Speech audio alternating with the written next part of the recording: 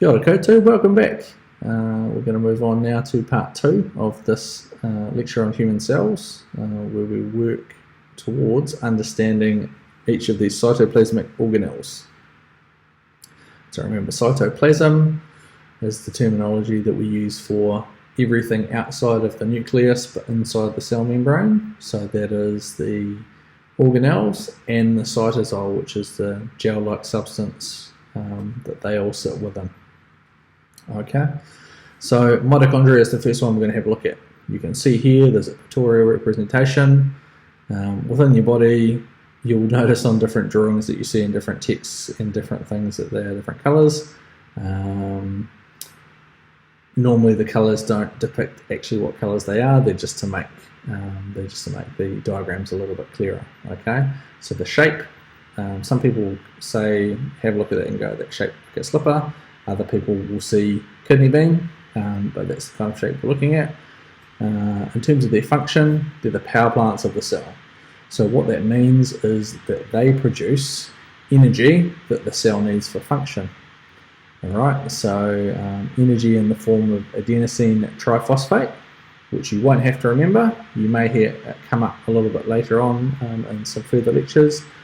But adenosine triphosphate, or ATP, is the currency, the energy currency that all of the cells in your body use. So basically any energy that we get from our food through our digestive system and we store within our body has to be converted to ATP for use in the cells throughout the body. Okay, so proteins, carbohydrates, fats, they all get stored in different ways within the body and then used to create adenosine triphosphate via a huge different number of chemical reactions. Okay, so we won't go into that, but just understand that they produce power for pretty much everything in the body. Okay, every single living cell within the body. They are composed of 2 separate layers. So we've got the smooth outside layer that basically forms the membrane, and then the folds. You can see there in the centre of the picture, called cristae. Okay, if you can remember that, great. If you can't, don't stress too much about it. But those are just the inner layers, the inner folds, enzymes in between, and that's where the magic happens. That's where the ATP gets produced. Okay, so that's essentially all you need to know. Different types of cells will have a different amount of mitochondria depending on their function. So an example of a cell that has a huge amount of mitochondria would be muscle cells that we looked at last week, because they need to produce a whole lot of ATP for muscles to do their thing. Okay, so they will need that, but not all cells will have the same requirement depending on their function. Okay, so the same can be said for any organelle. So when we move on and talk about ribosomes, depending on the type of cell we're talking about, they may have more or less ribosomes. They may not have ribosomes at all, depending on their function within the body. Okay, so ribosomes, they are the site of protein synthesis. So any cells that need to make protein, either for function or for replacing parts within the cell. So we talked about the cell membrane, that being partially protein. There's a lot of things, structures in our body that are made of protein. This is essentially the factory, if you like, that makes that protein. So this picture is really, it kind of depicts that really nicely. So basically it organizes amino acid chains into protein, depending on the RNA that comes from the nucleus of the cell. Okay, 2 places they can be. One, fixed, so attached to the endoplasmic reticulum, which we'll talk about next, or the ER. Don't mistake that for hospital ER. So ER in anatomy and physiology is endoplasmic reticulum, or they can be free, floating in the cytoplasm. Okay, yeah, we're going to move on there. So we've had the mitochondria, the powerhouse, the ribosomes are the factories for protein synthesis. We're going to talk now specifically about endoplasmic reticulum. So we mentioned that briefly earlier. There's 2 different parts of the endoplasmic reticulum. So rough and smooth. Rough endoplasmic reticulum has fixed ribosomes on the surface that synthesize protein. Smooth endoplasmic reticulum, no ribosomes. So the smooth endoplasmic reticulum is the site of lipid and steroid synthesis. So again, those are two things that we need, both within cells and within our body. So these are the small organelles that create that. Okay, the endoplasmic reticulum as a whole is a network of membranes within the cytosol. You can see the rough endoplasmic reticulum sits outside the nucleus, and the smooth further out into the cell. Okay, so we're going to move on briefly to talk now about the Golgi apparatus. Okay, so the Golgi apparatus is part of the cell, here depicted in green again. So it puts the finishing touches on protein after synthesis. So remember the ribosomes on the endoplasmic reticulum, all the ones floating free, produce a protein. RER, just rough endoplasmic reticulum.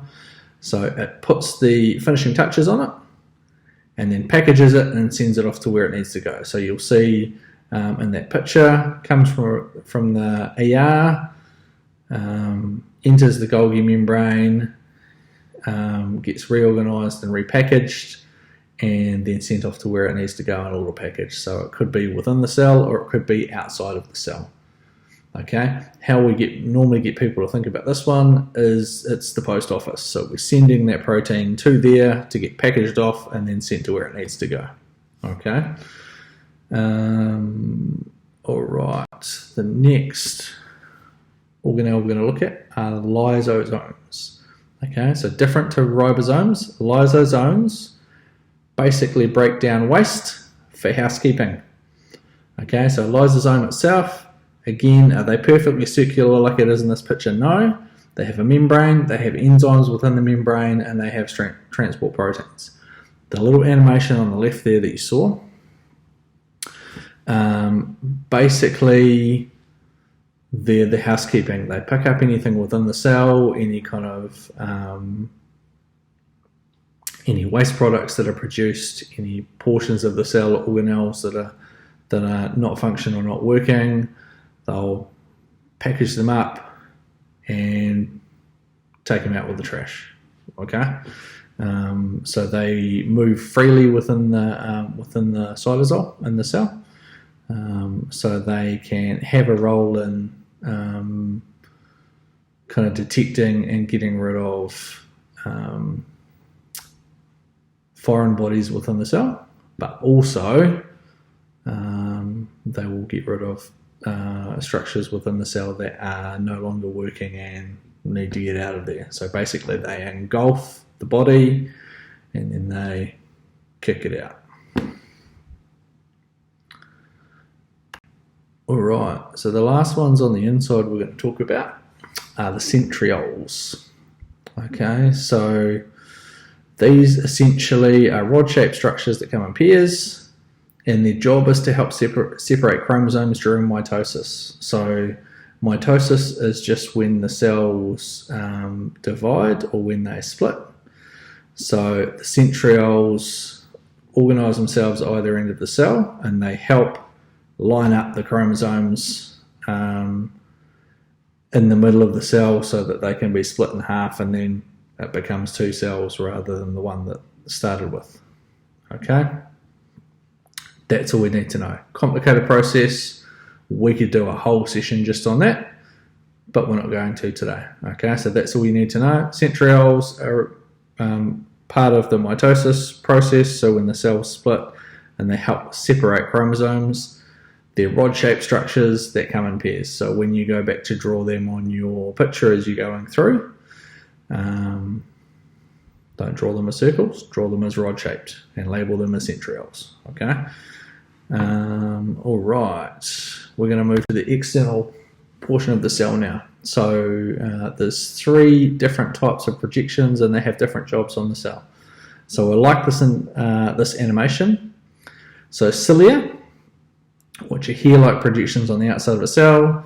Wave-like motions move substances across the cell surface, so either particles, like you see in this picture, or fluids. A good example of this would be in the respiratory system, where there's cilia on the lining of the respiratory tract that help move mucus. So a good example is when we're sick, we're coughing stuff up. This is part of the process in terms of getting the mucus and getting the foreign bodies out, and then obviously the coughing motion itself is a reaction of our body to do the last little bit and get it up there. Okay.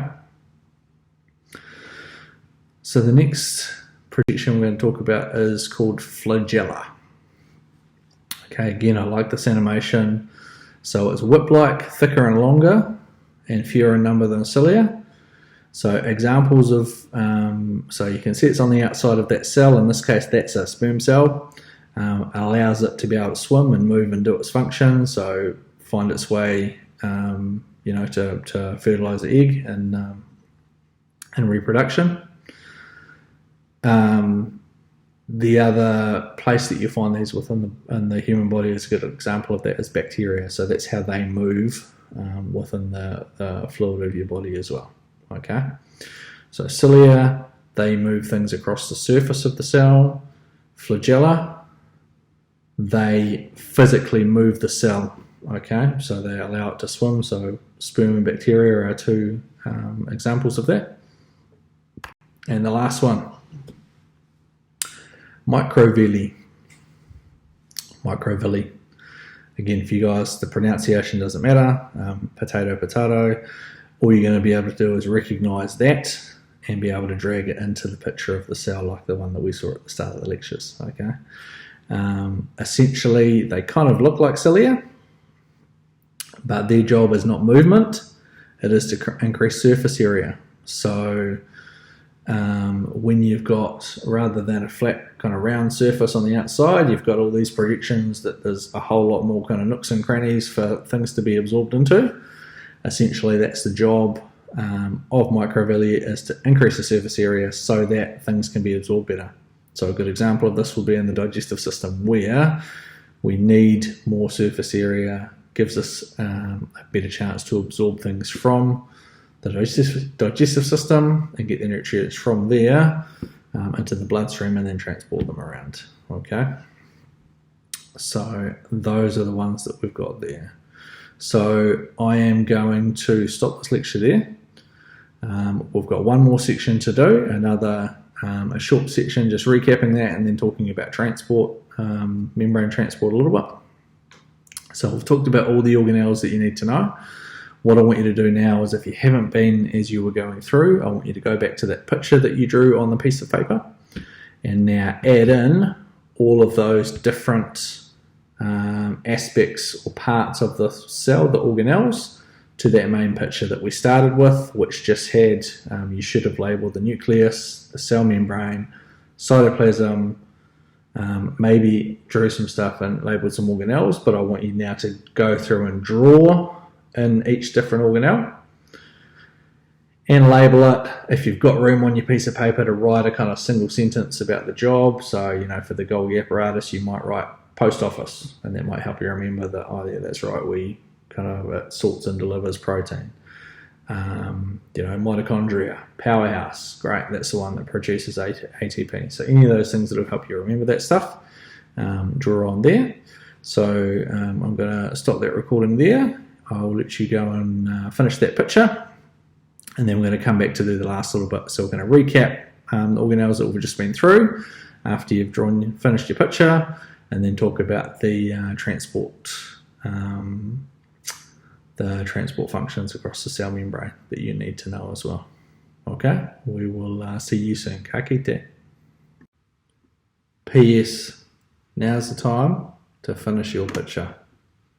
Okay, so add all the organelles that we've talked about to your picture, label them, write a short explanation about each one. Take care, see you soon.